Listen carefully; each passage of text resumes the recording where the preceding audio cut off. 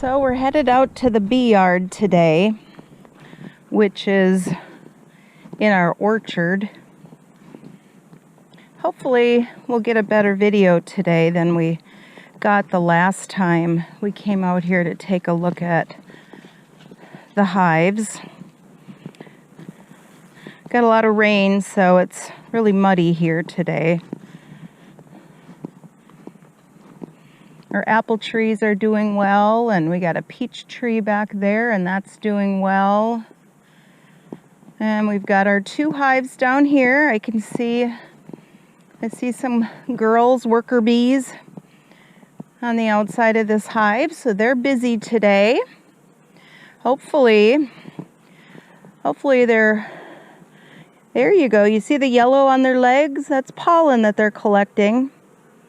Today is the last day that we're going to have the sugar water because one of the YouTube beekeepers said if you keep giving them sugar water, they'll get lazy, and instead of gathering pollen, they'll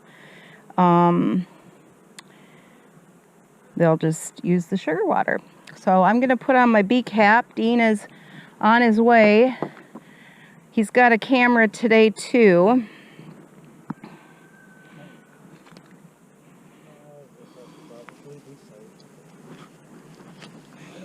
We're not really we're not at all afraid really of our bees, but it is, I'm gonna make sure that you do not have this in front of the camera today. Today I'm wearing the camera in a different spot, so I'm hoping I get a good. And Dean and I got some new gloves so they're not bee gloves, but hopefully allow us to have a little more dexterity, I guess. Is that the word, honey? Do you think this is over the camera? Maybe this isn't. It's okay. Hopefully that'll work. These will work a little bit better. We found a hive tool in the shed, so we're up to 2 hive tools, so that's nice.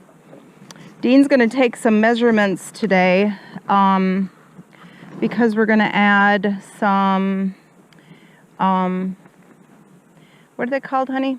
Cover boards, inside cover boards that'll allow us to keep the cover boards on the frames that we're not needing to look at, so there's the least disturbance as possible for the bees. Now you can see they're all kind of around the front of the hive there. It kind of helps if you stay out of their flight zone. You know, they've only got the one opening that they're going in and out of. So, you know, stay out of their way. They're busy working, so stay out of their way. We're going to probably examine the hive from the back side, so we're not dealing with getting in their flight zone. I just don't know, honey. This is.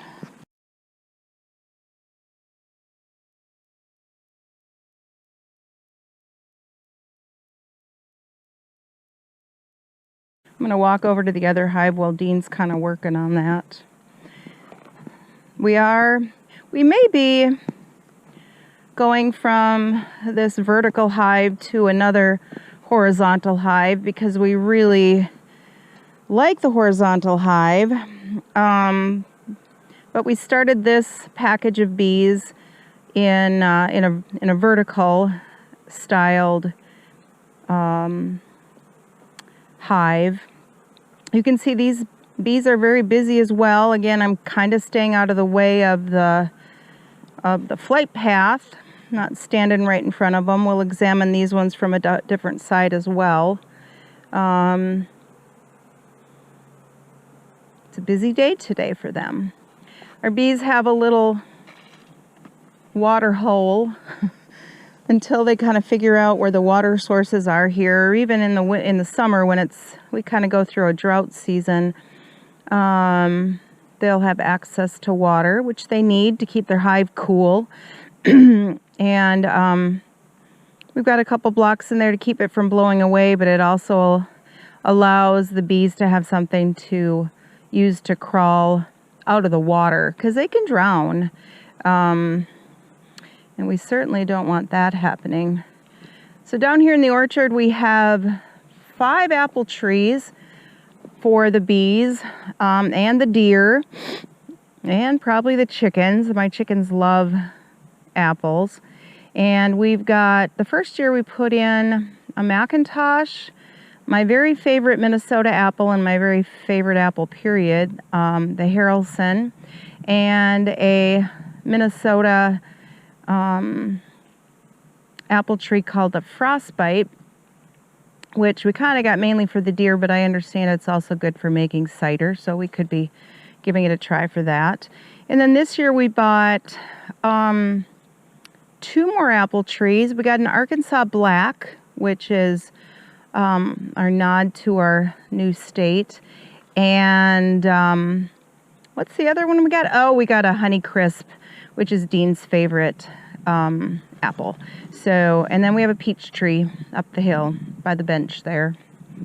All right, I'm going to start helping Dean with this. So the nice thing about this horizontal hive, I don't know if you can see this, we can keep some hive tools in there until it gets filled up. So it's kind of a nice little storage thing. So Dean's taking out a couple of frames to give us some workspace. These hives that he's pulling out right now, they are not building comb on them yet. They're the ones furthest away. They usually are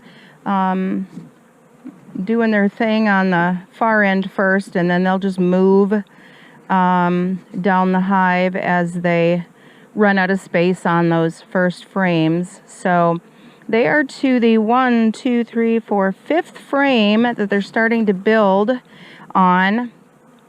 So you can see they're building on that 5th hive. I can't remember what we had the first time we looked. These hives have frames. I don't know if they're called frames. I guess I'm standing where I said I wasn't going to. Maybe I'll move. Money, maybe you could move that so I can be, I can come around the back side. These frames are waxed, and that encourages the bees are attracted to the wax, and it kind of helps them get started. We're going to be looking today for brood, possibly some eggs. Plenty of larvae in here. Yay, larva. Okay, so hold it down to the camera, honey, if you could, like down here where my chest is. I've got a chest camera on. Whoops, that's not working at all. Okay, how do you see? And I can't get close enough to, I don't have a good view because I got to lift this thing up to, I guess the people are just going to have to, whatever. Maybe let me hold it and I'll take a look for my own viewing pleasure. Look over here in this quadrant. You got it? Upper right? No. Yeah, I got it. Okay, tell me which quadrant. Oh, how exciting. I got, oh, and it definitely has some weight to it.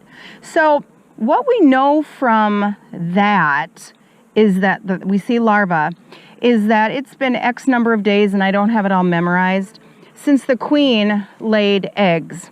I want to say the larvae start appearing in 3 days from her laying. Is that true, sweetie? Approximate? I don't know. I'll get those numbers for you. But so it's evidence that our queen is active. That's good. Even if we don't see the queen today, we know she's in there doing her job. And she has no other jobs but laying eggs. She can't feed herself. I can see, now I know you guys can't see, but I see some pollen on their legs inside there. Dean and I are also looking for any honey stores, any pollen stores. There's a lot of different things that bees put in a hive. Dean and I aren't super duper. Right, oh, you see her? Right there. I don't see her, honey. Right here. Okay. See it coming up right there? Oh, yeah, okay. There she is. There she is. Oh, there it is. Oh, nope, I didn't see her until now. The queen is bigger. Drones are also bigger, but they do have a different shape. So we'll put her back in there so she's not away from her. She's doing a good job. Yay! Yay, yay, yay. So she is doing her job. She's doing great. So the only job, like I said, that the queens have is to lay eggs. They can't feed themselves, they can't clean themselves, and that's all the job of the worker bees, in either the nursing bees or the, I don't know what all their names are, but and those are all females. The drone's only job in their whole life is to fertilize during the initial, they call it a virgin queen flight. She goes out once, she gets all the fertilization she needs for her entire approximately 18 to 2-year life. The worker bees only live for 6 weeks. That's why it's so important that Dean and I see evidence that she's laying eggs, and you know, we got brood and larvae, and we got eggs, we got all that going, because in 6 weeks, that initial package that we got, those bees are all going to be gone. They're all going to be dead, and we got to make sure that she is populating the hive. So They're doing an excellent job on the hive. they're doing a great job, Dean says, and they do look good. They look happy. They're very quiet, which means they're not mad at us, and that's that's good. We're not using smoke today. I don't know, these bees maybe have given us a false sense of security, but that plastic board that you see to the right of where Dean just put in a frame is a queen excluder, a vertical style one that will keep the queen in the one end of the hive, just doing her thing there, and allow them to build honey or store honey on the other side of that. So Dean's going to get this squished in there a little bit better, but we always try to make sure we don't squish any bees if at all possible. You never, when you do squish a bee, it can, do you want the brush, sweetie? I don't have any hands, so I'm going to have you do the queen's on this one. Oh, okay. It's about 60, how many degrees was it, sweetie? 62. 62 degrees today. This is about the coolest temperature-wise that we would want to open the hive. We could see they were flying outside today, so we know they're out foraging today, but if it gets too cool, they need to keep the brood a certain temperature, and we don't want the brood to get cold and them to have to work really hard to keep it warm. And wind conditions can affect that as well, so we're kind of being careful. We're getting ready to close this one up. This works really nice, honey, for just inching it along slowly. It's on the edge. I want to make sure I don't squash it. Okay. And this over here is full of bees. So. Okay. If you just go slow, they'll start moving. This works really nice to scooch it over. Oh, well, that's why it's time to close this up. I'm going to go nice and slow, and then they won't. I'm going to push that a little bit further. Got bees in there, though.